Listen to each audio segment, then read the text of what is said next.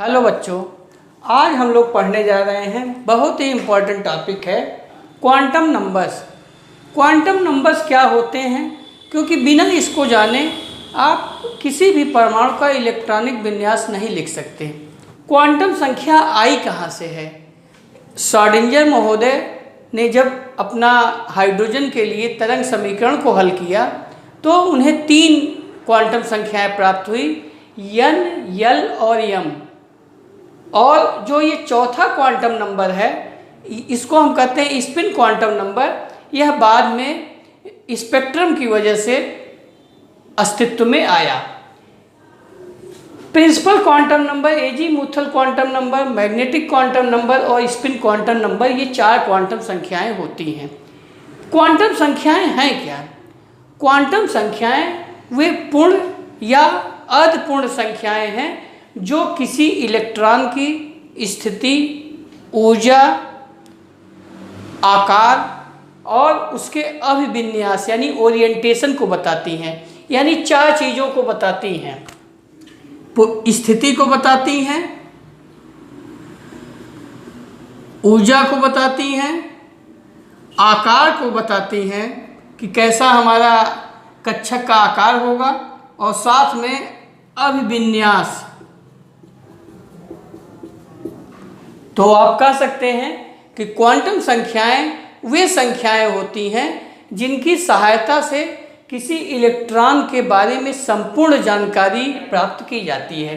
ये 4 प्रकार की होती हैं।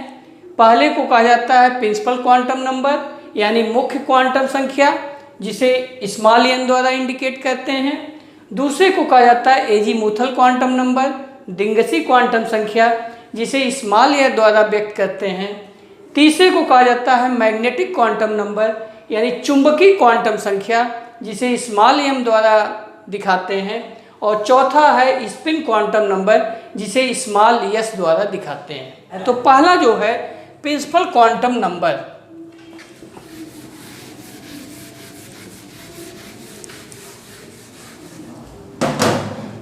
प्रिंसिपल क्वांटम नंबर n, सबसे पहले इसको बोर महोदय ने बताया था।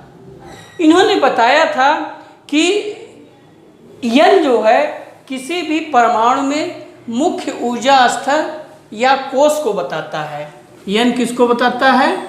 मुख्य ऊर्जा स्तर या कोश को बताता है n। आप जानते हैं ये नाभिक है, n का मान 1, 2, 3 इसी तरह बढ़ता जाएगा। तो इसको K इन्होंने कहा था, बोर महोदय ने L कहा था, M कहा था, N कहा था, OP, इस तरह बढ़ते जाएंगे।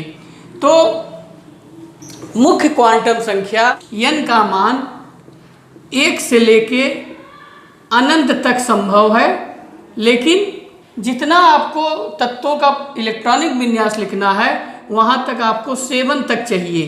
तो n का मान 1 से 7 तक आपको आवश्यकता है। दूसरा पॉइंट,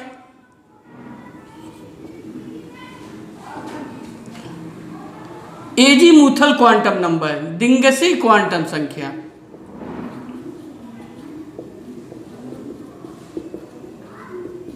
इसको सर्वप्रथम सोमरफेल्ड महोदय ने बताया था।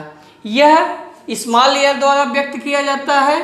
यह परमाणु में उप ऊर्जा स्तर को बताता है। उप ऊर्जा स्तर या उपकोश की जानकारी देता है। स्मॉल l किसकी जानकारी देता है? उपकोश की जानकारी देता है।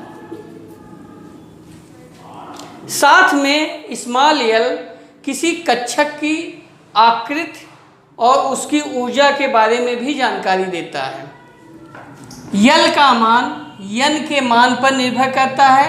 किसी दिए गए n के लिए l का मान 0 से लेकर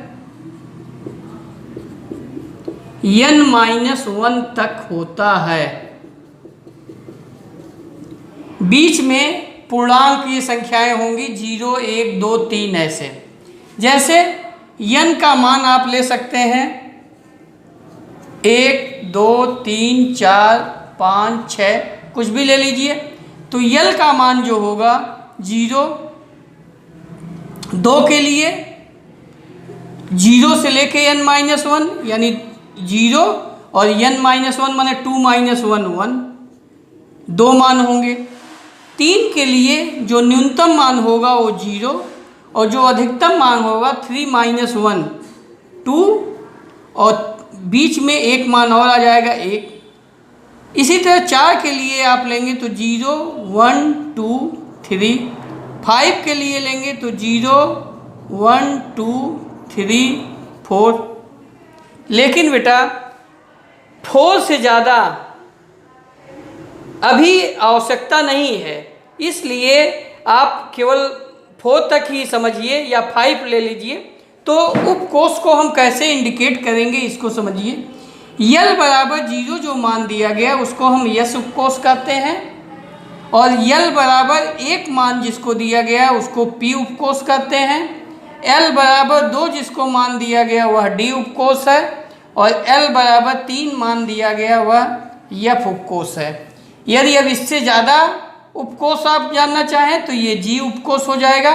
यद्यपि अभी जितने तत्व ज्ञात हैं उसमें जी उपकोष की कोई आवश्यकता नहीं होती, तो अभी हमें एफ तक ही जानकारी करना है, यानी एस पी डी एफ। उपकोष को कैसे हम लिखेंगे? उपकोष का संकेत n बराबर 1 में केवल एक उपकोष है तो इसको हम 1s, उपकोष का संकेत n और l लिखा जाता है, इधर n और इधर l।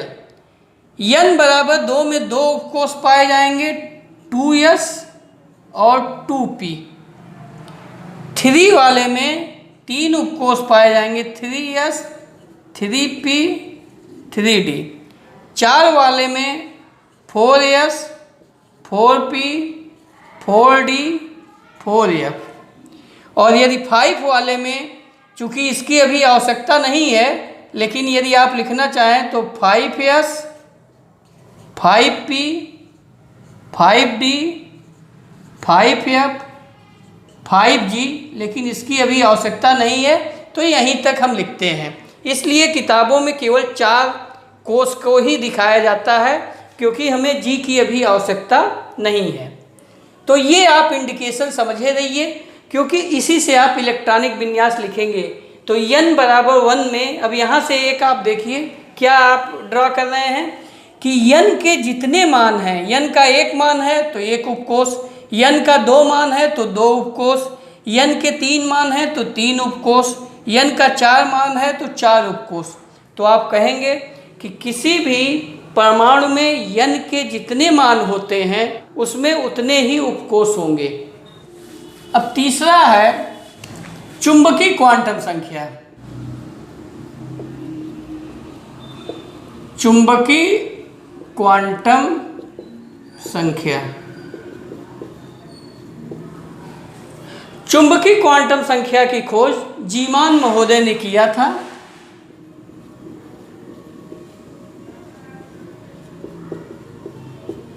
यह किसी परमाणु के कक्षकों के बारे में जानकारी देता है।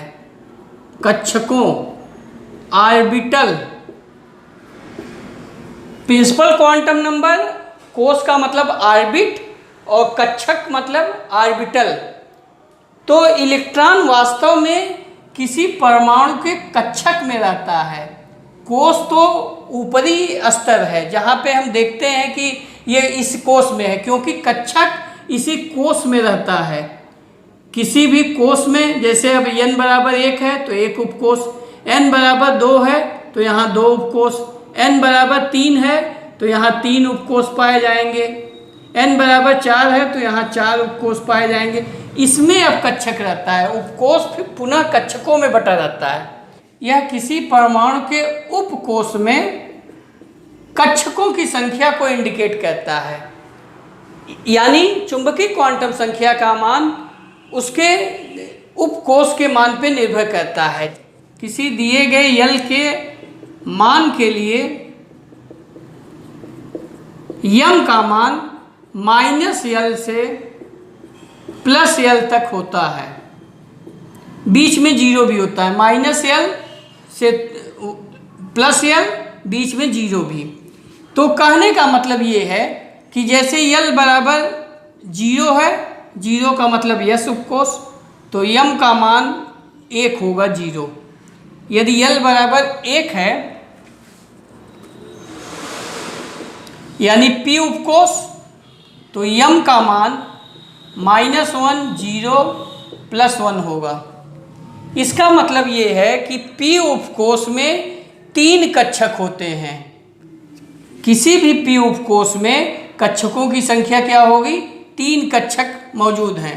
यस उपकोष में 1 कक्षक, पी उपकोष में 3 कक्षक, और यल बराबर 2 यानी डी उपकोष, तो डी उपकोष में कक्षकों की संख्या -2 -1 0 +1 +2, ये 5 मान प्राप्त होते हैं, अर्थात 5 कक्षक हैं।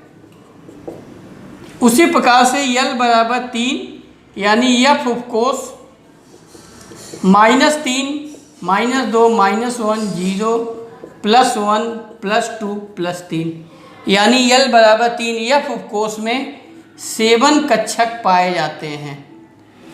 यदि आपको इन उपकोषों में अधिकतम इलेक्ट्रॉनों की संख्या निकालनी हो तो हम जानते हैं कि इलेक्ट्रॉन फाइनली कक्षक में प्रवेश करते हैं। यस उपकोष में 1 कक्षक है, तो इसका मतलब है एक कक्षक में अधिकतम 2 इलेक्ट्रॉन प्रवेश कर सकते हैं, तो 2 इलेक्ट्रॉन होंगे। पी उपकोष में 3 कक्षक हैं, तो अधिकतम 6 इलेक्ट्रॉन प्रवेश पाएंगे। डी उपकोष में 5 कक्षक हैं, तो 10 इलेक्ट्रॉन, और एफ उपकोष में 7 कक्षक हैं, तो 14 इलेक्ट्रॉन प्रवेश पाएंगे। यानी यल द्वारा हम यम का मान निकाल लेते हैं। और बेटा यदि आप ध्यान दिए होंगे तो यल और यम इन तीनों के प्रयोग से ही आप किसी कक्षक की ऊर्जा को डिफाइन करते हैं। यानी ये 3 क्वांटम नंबर किसी कक्षक की एनर्जी को डिफाइन करता है, और जब हम चौथा स्पिन क्वांटम नंबर यूज कर लेते हैं तो वह इलेक्ट्रॉन की ऊर्जा स्थिति को बताता है, क्योंकि किसी कक्षक की ऊर्जा वही होती है जो इलेक्ट्रॉन की ऊर्जा होती है। यानी इलेक्ट्रॉन जिस कक्षक में प्रवेश करता है वही उसकी ऊर्जा हो जाती है। अब चौथा पॉइंट जो है spin quantum number. Spin quantum number, spin quantum number की खोज उलेनबेक और स्मिथ ने किया था। इन्होंने देखा कि स्पेक्ट्रम की एक रेखा डबलेट या ट्रिपलेट में प्राप्त होती है, तो इन्होंने निष्कर्ष निकाला कि किसी भी कक्षक में इलेक्ट्रॉन जब चक्कर लगाता है तो वह क्लॉकवाइज भी हो सकता है, एंटी क्लॉकवाइज भी हो सकता है। इस प्रकार से 2 स्थितियां संभव है, और उस आधार पे इन्होंने बताया कि जब वो क्लॉकवाइज होगा तो इन्होंने यस की वैल्यू +½ दिया उसको, और जब वो एंटी क्लॉकवाइज होगा तो -½ होगा। और ये जो चौथा स्पिन क्वांटम नंबर है यह श्रोडिंगर के वेव इक्वेशन से नहीं प्राप्त हुआ, इसको स्पेक्ट्रम की सहायता से उलेनबेक ने इंट्रोड्यूस किया है। तो इस प्रकार से ये चारों क्वांटम संख्या हो गई। इसमें जो महत्वपूर्ण बात है ये आपको समझना है कि कोष में उपकोष का इंडिकेशन हम कैसे करते हैं। जैसे n बराबर जब 1 है तो यल का मान केवल 1 होगा 0, n बराबर 2 है तो हमने कहा 0 और 1। इसका मतलब ये हुआ कि n बराबर 2 है तो हमारे पास केवल 2s और 2p है, इसका मतलब 2d नहीं होता। उसी प्रकार से 1s होता है, 1p नहीं होगा। n बराबर जब 3 होगा तो यल का मान 0 1 2, यानी 3s 3p 3d होगा, 3f नहीं होगा। तो कभी कभी पूछता है प्रश्न कि 3f क्यों नहीं होता है, 3f क्यों नहीं होता है।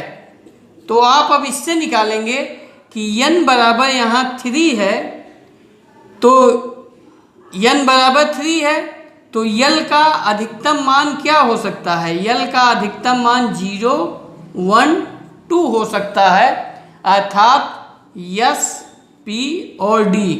एफ तो आएगा ही नहीं, तो इसलिए जब यहाँ n का मान 3 संभव नहीं है, जबकि एफ के लिए यल का मान 3 होना चाहिए, जो संभव नहीं है, इसलिए 3f संभव नहीं है। उसी प्रकार से 2d संभव नहीं है, क्योंकि 2d के लिए n का मान 2 है और d के लिए यल का मान होना चाहिए 2, जबकि ये कभी पॉसिबल नहीं है कि n बराबर 2 होगा तो यल का अधिकतम मान 0 और 1 से ऊपर नहीं होगा, यानी यस और p प्राप्त होगा, d नहीं प्राप्त हो सकता। तो ये आपको समझना है। तो क्वांटम संख्याओं पे आधारित काफ़ी आपको सवाल मिलेंगे। पूछा जाता है कि पहला प्रश्न ये पूछा जाता है कि एस पी डी एफ में मैक्सिमम कितने इलेक्ट्रॉन प्रवेश पाएंगे, इसकी सहायता से आप निकाल लेते हैं। किसी कोष में मैक्सिमम कितने इलेक्ट्रॉन होंगे, तो n से आप निकालते हैं कि n का मान, n से यल प्राप्त करते हैं, यल से m प्राप्त करते हैं। जैसे आपसे प्रश्न पूछा जाए n बराबर 4 में कुल इलेक्ट्रॉनों की संख्या बताइए, तो आप बताएंगे n बराबर 4 के लिए यल का मान 0, 1, 2, 3। अब उपकोष में इलेक्ट्रॉन नहीं प्रवेश करता, कक्षक। अब n से आप यल पे पहुँचे, यल से आप m पे पहुँचेंगे, तो कि m का मान 0 के लिए 0, 1 के लिए -1, 0 +1, 2 के लिए -2, -1, 0 +1 +2 और 3 के लिए -3, -2, -1, 0 +1 +2 और +3। तो अगर आप यहाँ पे कक्षकों की संख्या गिनेंगे तो 1, 2, 3, 4, 5, 6, 7, 8, 9, 10, 11, 12, 13, 14, 15, 16, यानी n बराबर 4 में टोटल कक्षकों की संख्या 16 है, तो इलेक्ट्रॉनों की संख्या 16 × 2 32 होंगे। अभी आप इसको पॉली अपवर्जन नियम में पढ़ेंगे कि एक कक्षक में अधिकतम 2 इलेक्ट्रॉन प्रवेश कर पाते हैं, तो जितने कक्षक होंगे उसका दुगना कर देंगे तो इलेक्ट्रॉन की संख्या आ जाएगी। तो इस प्रकार से बेटा हमने आपको क्वांटम संख्या क्या होता है और ये किस प्रकार से इनका मान आपस में निर्भर करता है, इस बात को हमने बता दिया। धन्यवाद।